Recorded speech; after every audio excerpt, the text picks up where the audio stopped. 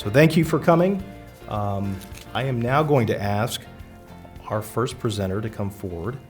I actually have two from the City of Portsmouth's purchasing office. Dion Gu and Kashara Lane. If you could both please come forward. Thank you. Good morning. Good morning. Glad to see everyone here. So while she's setting that up, we're going to talk about how to do business with the City of Portsmouth. We're going to start off with introducing the procurement process to you, running over the tools we use. Today, solicitations are published on EVA, which is the State of Virginia's procurement site. So anytime there is a need for goods or services with the city, that is a one-place stop where you can go to see everything that's out there for the city that you can take advantage of and bid on. We're going to walk you through some screenshots on how to get set up with EVA, how to find those opportunities. We're going to talk a little bit about submitting a bid or proposal, what that looks like. We're going to talk about certifications and tips for success to make sure that you're empowered, when you submit your bids for us.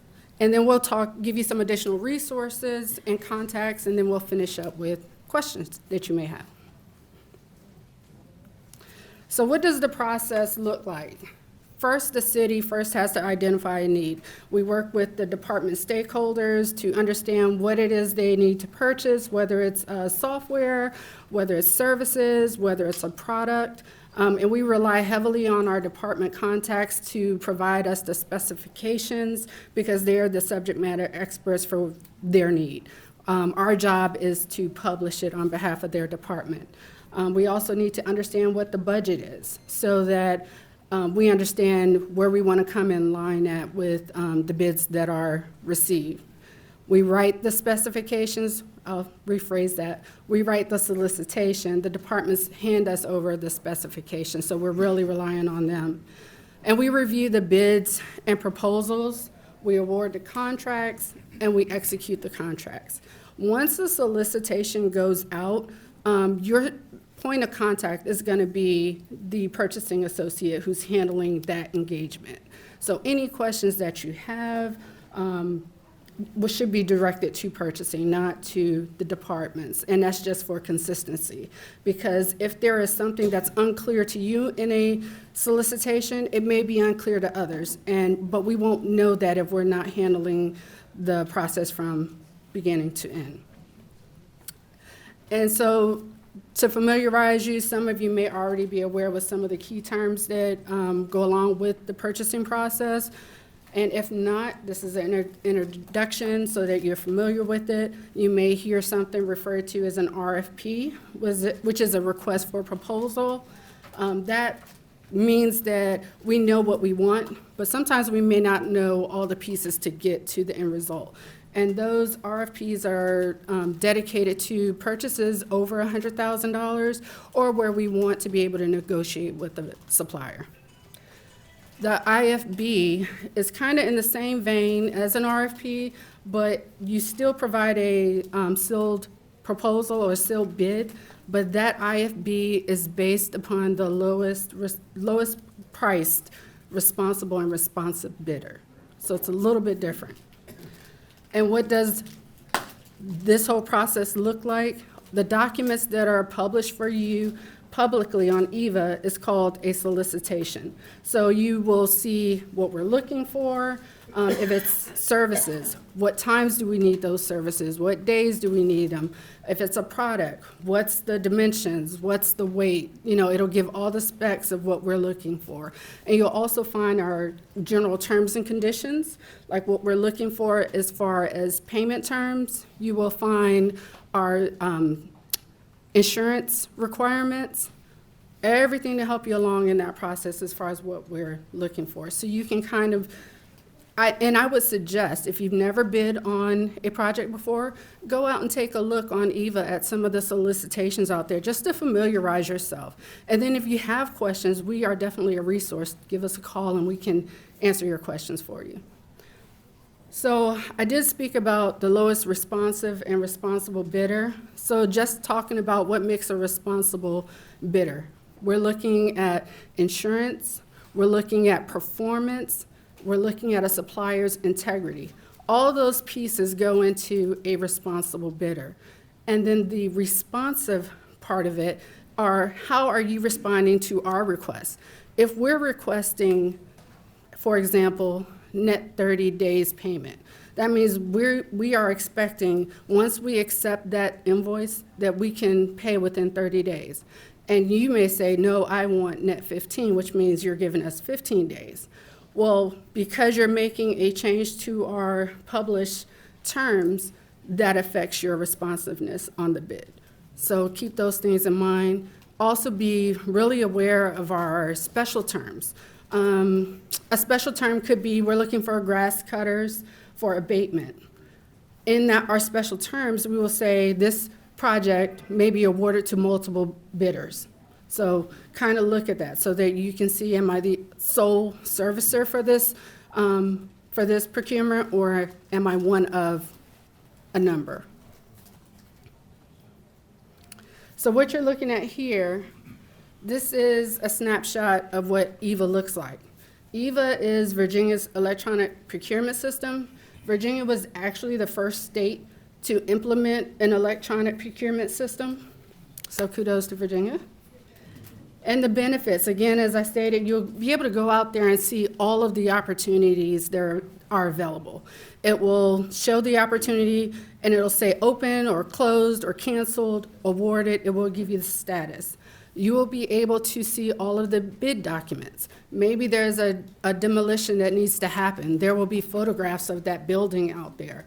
Or public utilities, they will have blueprints, of whatever the work is that needs to be done. So you will be fully aware of what the ask is. And if you are not fully aware, questions. There is a period for questions as well. The benefit of EVA, it does allow our users to submit the bids online.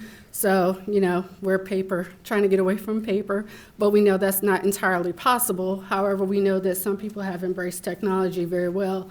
And so with using EVA, you can still come into our office and drop off that bid or email us a quote if we're asking for a quote, or you can utilize EVA and submit your documentation that way. EVA will also show you, again, the award status of the projects. So noticing this screen here, if you are not already registered, there is a button there that says register now. I will preface this by saying you do not have to be signed up to see available opportunities. If you just want to see opportunities, this tab here that says business opportunities, you can click there and it will show you opportunities that you can bid on. The benefit of signing up, I will say, is as you're setting up your business profile, you will attach commodity codes to your business. So when you're signed up and we have a solicitation that goes out, you will get an automatic notification of that solicitation. And I would say be creative in how you would typecast your business, because let's say, sorry I keep using lawn care, but it's an easy one. It can go into a lot of different areas. It may come out as landscaping. There are codes for groundskeeping. So taking a step back and just making sure you've got every code that you can possibly tie to your business. And as you start typing in that code, a list of codes will come up. So if you're not sure, and you can select multiple codes. So that's to ensure that there's fair competition and that everyone is being notified. So getting set up with EVA, there's a website here that you can navigate to. This website is also on our website page for the city for purchasing. You would, if you're already signed up, you would click supplier login and go right in. If you need to register, register now. And I have outlined a get help box because sometimes we may need a little technical assistance. And if you select Get Help, that will direct you to Department of General Services, and someone who handles the EVA site will be back in contact with you, and I would allow for 24 hours response time.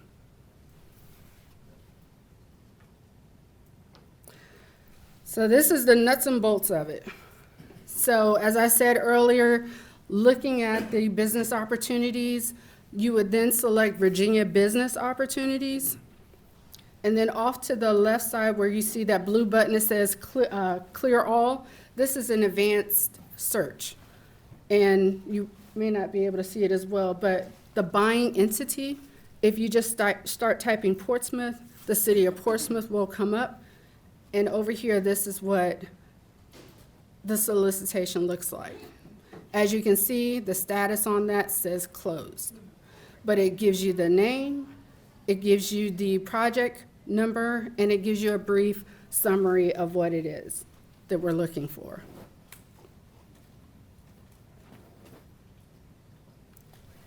Okay. Good morning. My name is Dion. I'm just going to complete this this slideshow. So I'm going to talk about how to submit a proposal or submit for a bid on EVA. Okay. Can you hear me? Okay. So when you once you go back and you select a solicitation that you're interested in, and you download the documents, it'll give you an opportunity to download the documents from EVA. And when you get those documents, you want to go to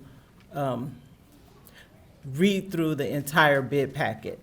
Now, a lot of times it's difficult for people to see all those words and read it, but it's very beneficial to you. Most of the information that you will need to respond properly is in that document. The requirements of documents you need to turn in are there. Your requirements for being a small business, if there's a pre-bid conference, if it's mandatory, if it's non-mandatory, or if there is none, will all be there. A lot of people send in questions, that are answered already in the solicitation. So you do need to take your time and read through the entire solicitation. I'm sorry, I don't know where to click. Scroll down. Okay. All right, so a lot also, when you're going through the solicitation, you sometimes we post addendum. That's usually after somebody has asked a question or multiple people ask questions, and we respond to the questions by way of addenda. Also, if there are any changes that will materially change the solicitation, we also will put that out as an addenda. So when I say something like materially change, it's like if we're changing the due date, or if we forgot a document, we can post that. That'll be an addenda. When you turn in your solicitation, you must acknowledge that change, that you have seen that change. So there will be no way of saying, oh, I didn't see it. You must acknowledge it. If you don't acknowledge it, your bid can be rejected. Let's see. Another thing is to review the figures. So when you want to do your pricing, you're going to want to look over how how previous bidders have done. You can look at your prices, you look at how much it's going to cost you to do it, cost of materials and labor, your overhead, your desired profit. So this is when you're trying to price your proposal. What's been very helpful for vendors is to look at what we awarded last year, the previous year, or maybe the couple of years before. You can see what other people, you can do market analysis. try not to underbid and think that you can do a change order, because that's just unethical to try to do that. Okay, compliance and certification. Why does it matter?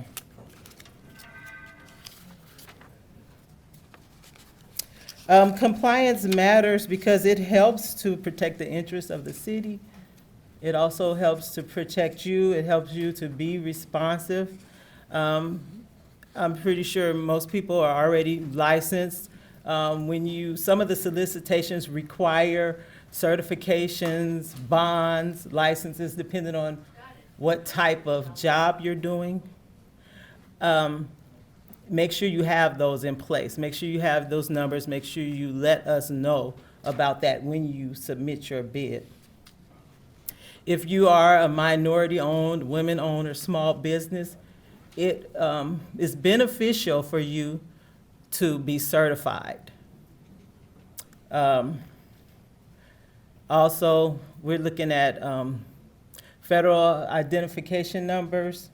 Most businesses should have that, and W-9s, you should have that. These are all things that are part of compliance.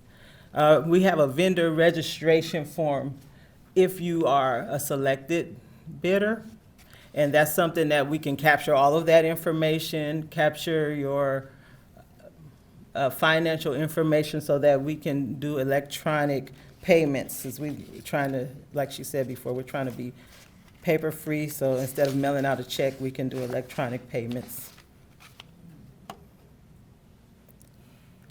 Tips for success: build relationships with city officials and the procurement staff.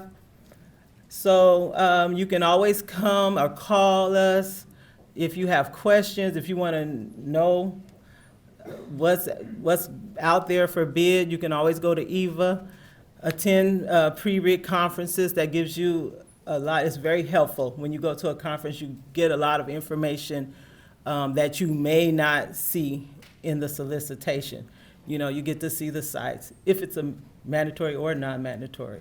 You get to see the sites, you get to see what the work is that is needed to be done. When you have questions about something that you're not clear on, make sure you send that to purchasing, and make sure you send it in writing, because making a phone call about something in a solicitation, you may not get complete information.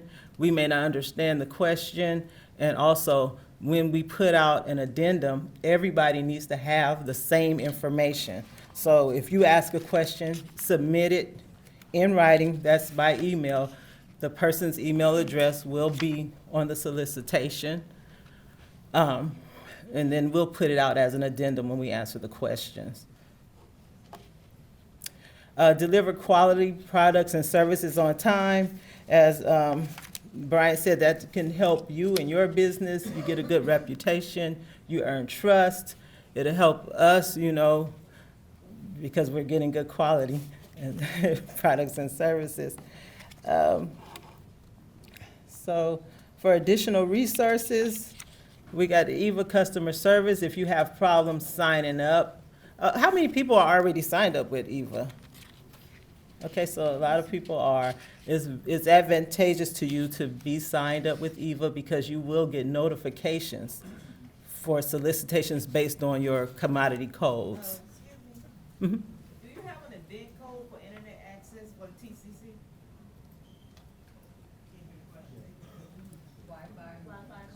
Oh, Wi-Fi pass. I don't know. I don't have that. For TCC, I don't. Maybe you can ask someone after. Thank you. You're welcome. Local businesses and support organizations that are there for support. They have the Hampton Roads Chamber. They help new businesses in different ways. Of course, our Portsmouth Economic Development, the Virginia State Business One Stop, and then there's SCORE Mentor. These are places for small businesses where you can get extra support. Sometimes they offer grants, help you out in getting your business set up with all your licenses and certifications, your W-9, your 1099 form, your insurance certificates. They can help guide you in getting set up properly to do business with government. I'd like to just thank Dion and Kashira for that information. It's kind of a deep dive there into the city's procurement process. I had a couple takeaways. One was, if you're not on EVA, because I didn't see everybody's hand go up, it is the state's portal for procurement, but it's also the city's. So please get registered on EVA if you haven't done that yet. I think that's your first step when you leave here. The second, and it related to a question about capacity. Perhaps your business is a small business and you're not in a position yet where you feel like you're able to compete for larger contracting opportunities. The Portsmouth Economic Development Office has some resources for you to help build your capacity. And those include financial resources. We do maintain a small business development grant. It's a micro grant up to $2,000. So if you have some equipment perhaps you need to purchase to help get you to that next level, come talk to us. We have a table over here on the side of the room and we can provide you some information. In addition to that, if you're an existing business between 3 and 7 years and you're trying to get to that next level, we've got another grant up to $5,000 we can provide you, and you can use that for many different things, anything from marketing to equipment, anything you really need to grow your business. So I would encourage you to have a conversation with us. Our team is here today, but we want to help build you and grow you as a business here in Portsmouth. Those are specific to Portsmouth-based businesses, so you need to be a Portsmouth business to take advantage of those. If you're here and you're not a Portsmouth-based business, come talk to us. We'll make you a Portsmouth-based business. But we're here to help. We're a resource for you.